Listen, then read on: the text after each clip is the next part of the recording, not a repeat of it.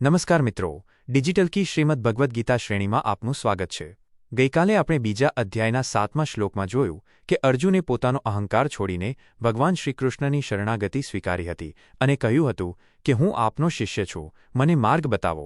આજે આપણે જોઈશું અધ્યાય 2, શ્લોક 8, જેમાં અર્જુન પોતાની અસહ્ય માનસિક વેદના વ્યક્ત કરતા કહે છે કે પૃથ્વીનું રાજ્ય કે સ્વર્ગનું આધિપત્ય પણ મારો આ શોક દૂર કરી શકશે નહીં। 1. સંપૂર્ણ સંસ્કૃત શ્લોક।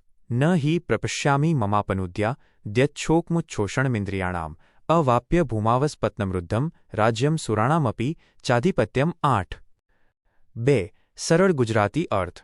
અર્જુને કહ્યું, કારણ કે પૃથ્વી પર શત્રુરહિત ધન ધાન્યથી સમૃદ્ધ રાજ્ય અને દેવતાઓનું સ્વામિત્વ આધિપત્ય મેળવીને પણ હું એવો કોઈ ઉપાય નથી જોઈ રહ્યો જે મારી ઇન્દ્રિયોને સૂકવી નાખનારા આ શોકને દૂર કરી શકે। 3 અને 4 પ્રશ્નો અને તેના ઉત્તરો। 1. અર્જુનનો શોક કેવો છે?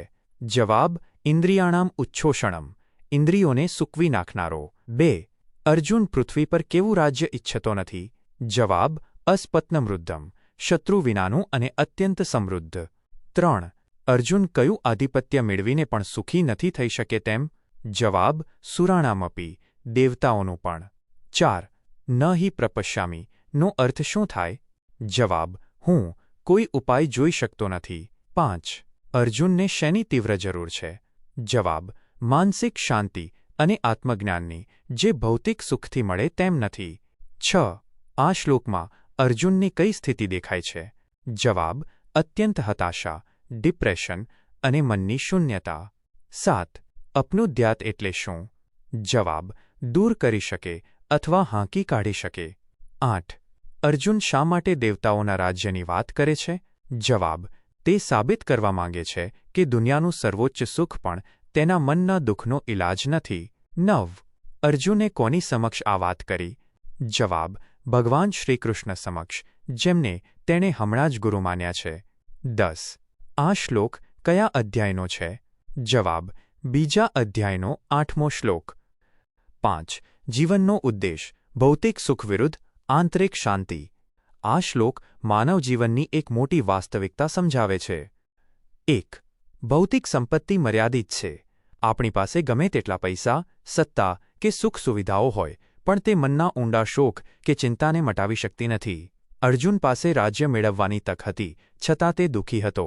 જીવનનો ઉદ્દેશ એ હોવો જોઈએ કે આપણે માત્ર બહારની સમૃદ્ધિ પાછળ ન દોડીએ, પણ મનની શાંતિ શોધવા પ્રયત્ન કરીએ। 2. સાચા માર્ગદર્શનની કિંમત। જ્યારે માણસ અંદરથી તૂટી જાય છે, ત્યારે તેને રાજ્ય નહીં પણ સત્ય જોઈએ છે। અર્જુન સમજી ગયો છે કે તેની સમસ્યા માનસિક છે, શારીરિક કે આર્થિક નથી। આ સ્થિતિમાં માત્ર આધ્યાત્મિક જ્ઞાન જ કામ લાગે છે। 3. ઇન્દ્રિયો અને શોક। જ્યારે મન શોકમાં હોય ત્યારે ઇન્દ્રિયો કામ કરતી બંધ થઈ જાય છે અથવા સુકાઈ જાય છે। આ શ્લોક આપણને શીખવે છે કે જો મન મજબૂત હશે તો જ બાહ્ય સુખોનો આનંદ માણી શકાશે। મનને મજબૂત કરવા માટે ઈશ્વરનું શરણ અને ગીતાનું જ્ઞાન અનિવાર્ય છે। નિષ્કર્ષ: સત્તા અને સંપત્તિ હંગામી છે, જ્યારે આત્મિક શાંતિ કાયમી છે। તમારી આંતરિક લડાઈ જીતવા માટે બાહ્ય વૈભવ પર આધાર રાખવાને બદલે જ્ઞાનના પ્રકાશ તરફ વળો। મિત્રો, આજે આપણે જોયું કે અર્જુન ભૌતિક સુખોને ત્યજીને આંતરિક શાંતિ માટે તડપી રહ્યો છે। હવે પછીના શ્લોકમાં સંજય વર્ણન કરશે કે આટલું કહ્યા પછી અર્જુન કેવી રીતે મૌન થઈ જાય છે અને ભગવાન શું પ્રતિક્રિયા આપે છે। ડિજિટલ કી સાથે જોડાયેલા રહો। આવતીકાલે ફરી મળીશું રાત્રે 8 વાગ્યે। જય શ્રી કૃષ્ણ।